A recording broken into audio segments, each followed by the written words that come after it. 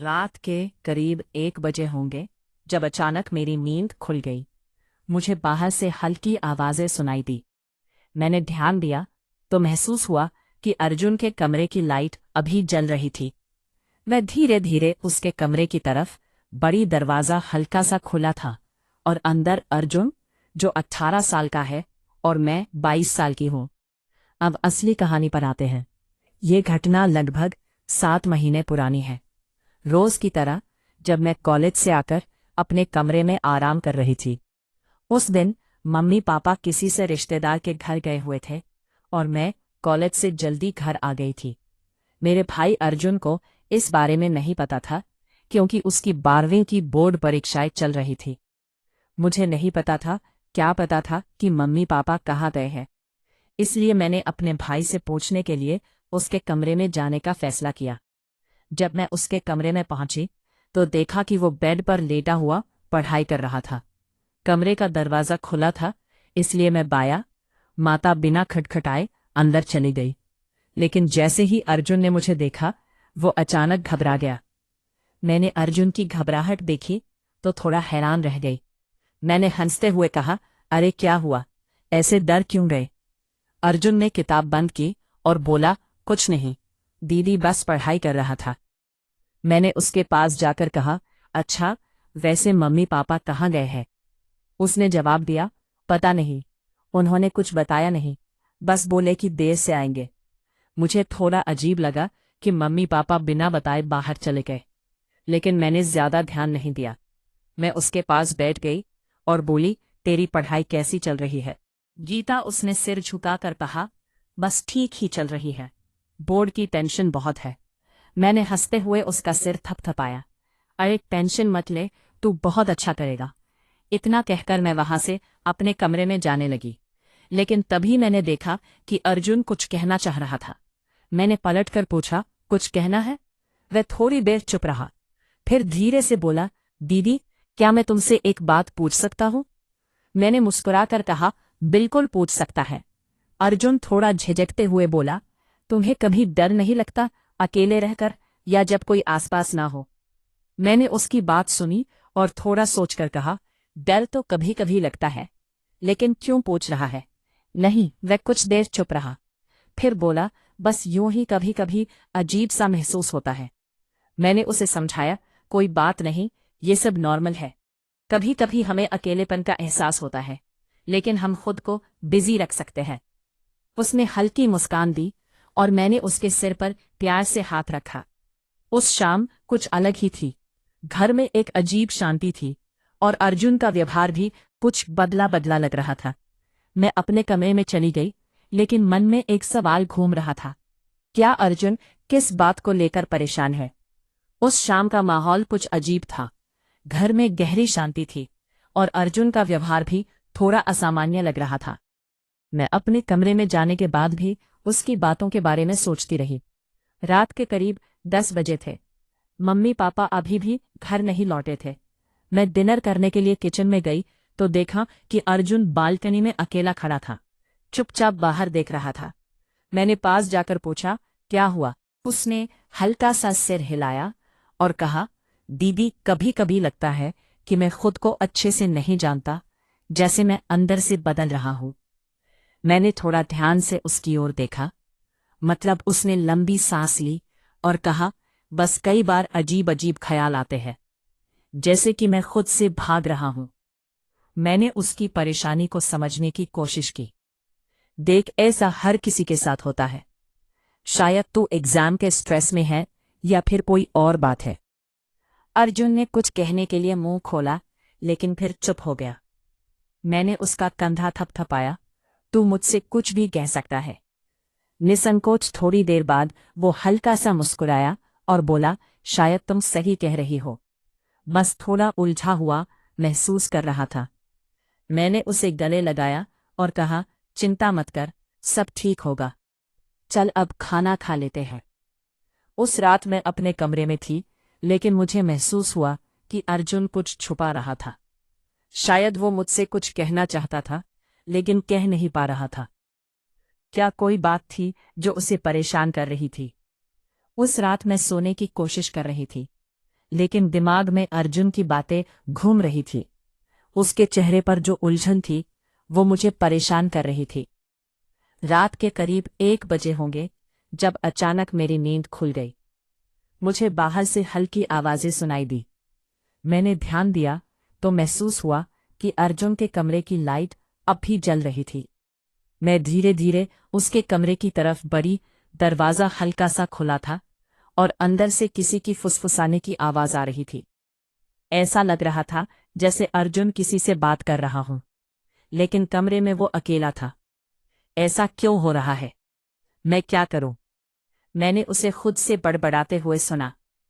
मुझे थोड़ा डर भी लगा, लेकिन मैंने हिम्मत करके दरवाज़ा खटखटाया। अर्जुन अचानक चौंक गया और जल्दी से उठकर खड़ा हो गया। उसकी आंखों देखकर मैंने पूछा, क्या तो सच में ठीक है? मुझे लग रहा है कि तुझसे कुछ परेशान कर रहा है। उसकी आंखें एक पल के लिए मुझसे मिली, फिर उसने नजरें फेर ली। दीदी, मैं कुछ दिनों से अजीब चीजें महसूस कर रहा हूं। जैसे जैसे कोई मुझे देख रहा हो, कोई मेरे आसपास हो, लेकिन दिखाई न दे। मेरे शरीर में ठंड दौड़ गई। क्या तेरा मतलब है कि तुझे कुछ अजीब महसूस हो रहा है? वो धीरे से सिर हिलाकर बोला, हाँ, और ये सब कुछ महीनों से हो रहा है, लेकिन अब ये और ज्यादा बढ़ गया है। मैं एक पल के लिए चुप हो गई। अब मामला सिर्फ उसकी चिंता या स्ट्रेस का नहीं था, कुछ और था, कुछ ऐसा जिसे समझना जरूरी था। क्या अर्जुन के अनजाने डर से जूझ रहा था, या फिर सच में कोई रहस्य उसके आसपास था? अर्जुन की बातों ने मुझे पूरी तरह से चौंका दिया था। अगर वो सच में ऐसा महसूस कर रहा था, तो ये कोई मामूली बात नहीं हो सकती थी। मैंने उसके चेहरे को ध्यान से देखा। उसकी आंखों में एक एक गहरी घबराहट और आने डर था। अर्जुन, तुम ठीक से बताओ, ये सब कब से हो रहा है? मैंने धीरे से पूछा। वो कुछ देर तक चुप रहा, जैसे कि डर से जूझ रहा हो। फिर उसने धीरे से कहा, ये सब तब से हो रहा है जब मम्मी पापा ने हमारी पुरानी अलमारी को बाहर निकाला था। उस अलमारी में पुराने जमाने के साथ एक पुराना डायरी भी था, और वो डायरी मुझे कुछ अजीब सा महसूस कराती है। मैं हैरान होकर बोली, डायरी? क्या तुम मुझसे बताओगे क्या उस डायरी में था? अर्जुन ने नजरें झुकाकर कहा, जब मैंने वो डायरी खोली तो उसके पन्नों में कुछ अजीब से शब्द लिखे थे। कुछ तो ऐसे थे जिन्हें मैं समझ नहीं सका, लेकिन कुछ पंक्तियां बहुत ही अजीब थी। ऐसा लगा जैसे वो शब्द मुझे परेशान करने के लिए लिखे गए थे। मुझे अब ये बात बहुत अजीब लगने लगी थी। क्या सच में कोई ऐसी चीज थी जो अर्जुन को मानसिक तौर पर प्रभावित कर रही थी? मादा, मैंने सोचा कि इस बारे में मम्मी पापा से बात की जाए, लेकिन अर्जुन ने मुझसे सती से कहा, दीदी, अगर तुमने मम्मी पापा से ये बात की तो मुझे नहीं पता क्या होगा। मुझे लगता है कि ये सब मुझे अकेले ही हल करना पड़ेगा। मैंने उसकी बातों को गंभीरता से लिया। कुछ तो था जो उसने छुपाया था, लेकिन अब मेरी चिंता और भी बढ़ गई थी। मैंने अर्जुन से कहा, ठीक है, लेकिन हमें इस डायरी को खोजना होगा। ये सिर्फ तुम्हारे लिए नहीं, पूरे परिवार के लिए खतरनाक हो सकता है। उसकी आंखों में एक नई उम्मीद थी, लेकिन साथ ही एक डर भी। तुम सही कह रही हो दीदी।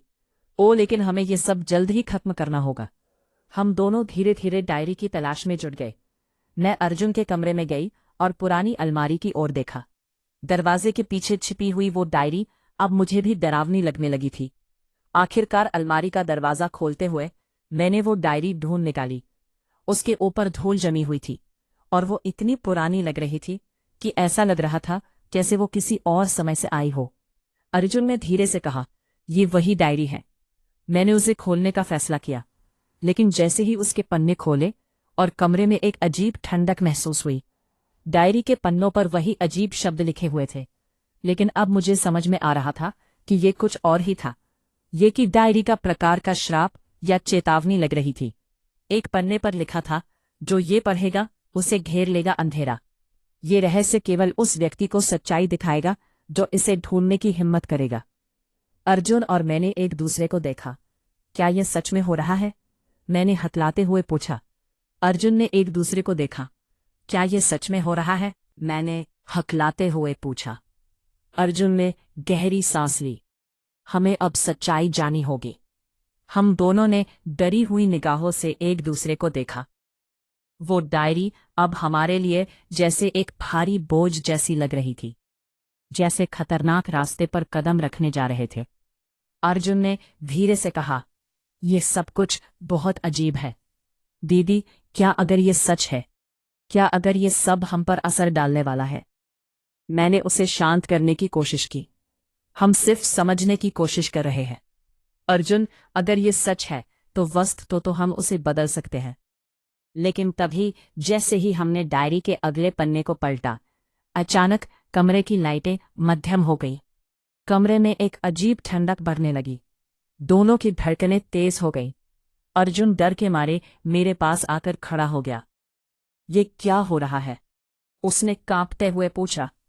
मैंने डरते हुए कहा, "मुझे लगता है कि हम कुछ ऐसा जानने वाले हैं जो हमें नहीं जानना चाहिए था।" डायरी का अगला पन्ना एक खौफनाक चित्र से भरा हुआ था। ये चित्र एक अंधेरे गुफा का था जिसमें एक दुष्ट छाया दिख रही थी। उसके नीचे लिखा था, "जो इस गुफा के अंदर जाएगा वो कभी बाहर नहीं आ पाएगा।" हम दोनों की सांसें रुक गई। क्या ये गुफा सच में तही थी? क्या हमें इस बारे में और जानने की कोशिश करनी चाहिए थी? अर्जुन घबराया हुआ बोला, "मुझे यह तो बहुत खतरनाक लग रहा है। हमें इसे बंद कर देना चाहिए और मम्मी पापा को बताना चाहिए।" मैंने उसके कंधे पर हाथ रखा और कहा, "नहीं अर्जुन, अब हम पीछे नहीं हट सकते। हम सिर्फ इस रहस्य को स्काई ने कहा है गुफा का पता लगाना होगा। अगर हमें सच्चाई जाननी है तो ये हमारी आखिरी उम्मीद हो सकती है।" हम दोनों ने फैसला किया कि अगली सुबह हम उस गुफा के बारे में और जानकारी हासिल करेंगे। हमने रात बिताई, लेकिन दोनों के मन में यही सवाल था, क्या गुफा सच में कहीं है? अगली सुबह हम दोनों गुफा के बारे में और जानकारी हासिल करने के लिए पुराने कागजों को खंगालने लगे। हमें एक पुरानी मान्यता मिली जिसमें एक खोई हुई गुफा का जिक्र था जो अब एक जंगल के अंदर कहीं छिपी हुई थी। क्या ये वही गुफा थी? अगर हाँ, तो क्या हम उसे ढूंढने में सफल होंगे? और यदि हम गए तो क्या हमें वहां उस अंधेरे शक्ति का सामना करना पड़ेगा?